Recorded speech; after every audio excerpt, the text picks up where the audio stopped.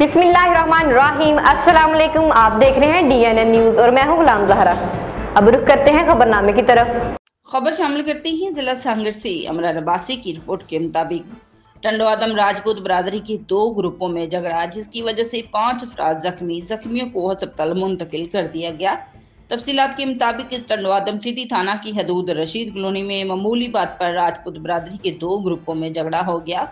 नदीम वल्द हमजा राजपूत, वसीम वल्द हमजा राजपूत, वकार वल्द मजीद राजपूत, मुबशर वल्द नूर खान राजपूत, नईम वल्द हमजा राजपूत डंडे लगने से शदीद जख्मी हो गए। जख्मियों को फौरी तौर पर तलका अस्पताल मुंतकिल कर दिया गया, जहां फौरी तिब्बी इमदाद के लिए हैदराबाद अस्पताल मुंतकिल कर दिया।